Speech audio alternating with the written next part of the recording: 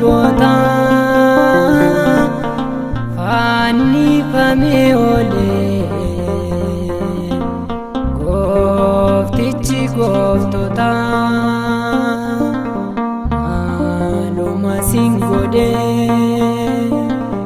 maal balleesse laata gooftaa fannistanii maaliyaa namoota gooftaa fannistanii maaliyaa namoota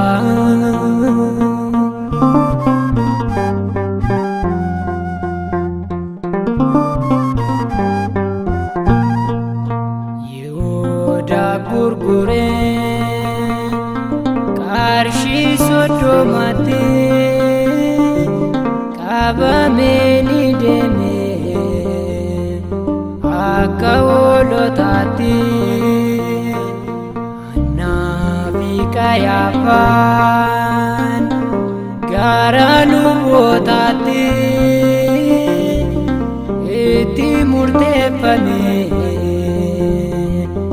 akka inni duutti lafa Qaraaniyoo lafa Gooligoota fannifamee oolee gooftichi gooftota haaluma siin godhee maal balleesse laata gooftaa fannistanii maaliyaa namoota gooftaa fannistanii maaliyaa namoota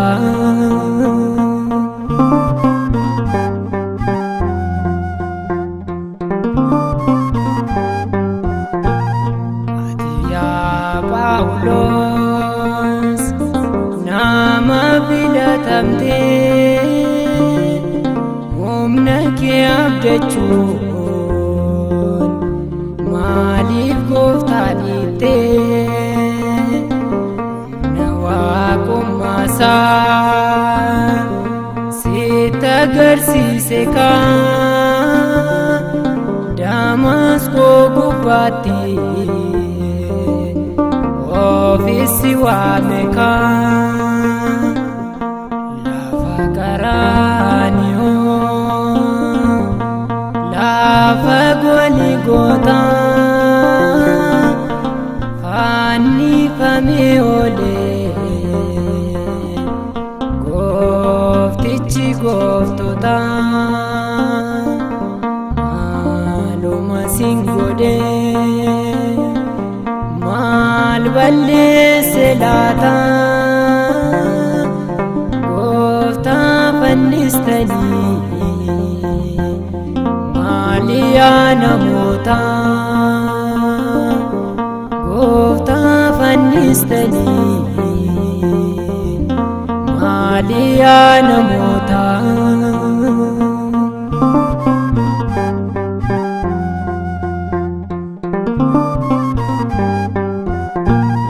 qoraatti maranii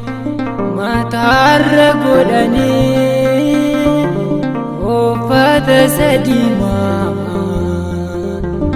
itti uwwisanii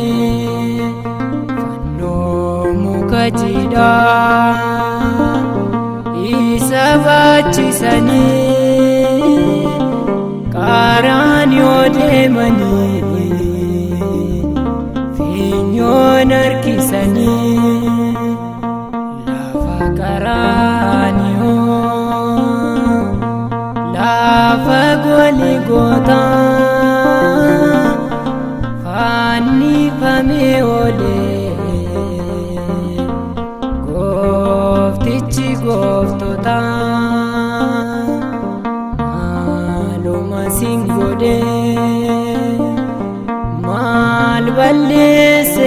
laata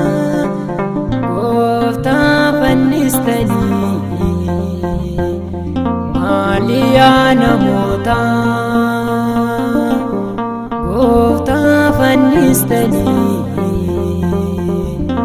maali yaa namoota.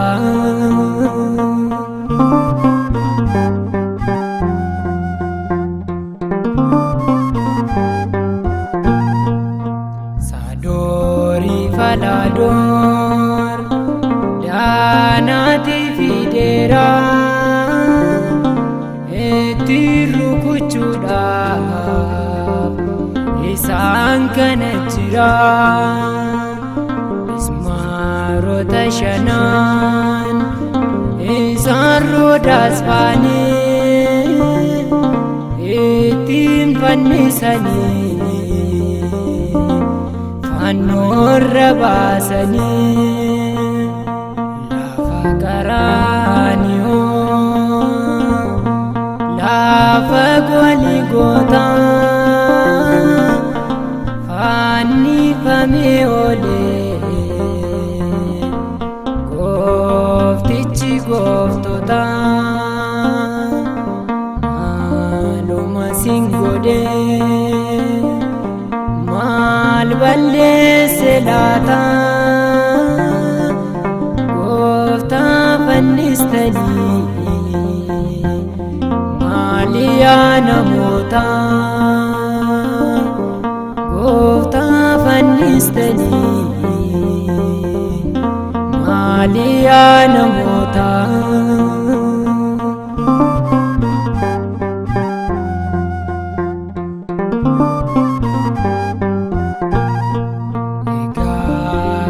balleesse gooftaan yaa namoota kan isin fannistan akka cubbamoota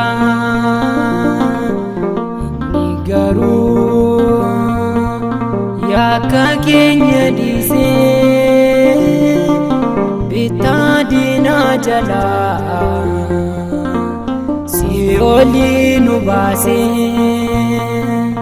lafa Qaraaniyoo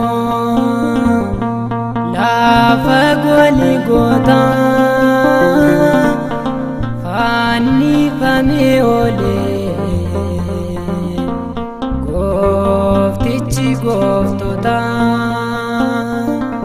maaluma sin godhee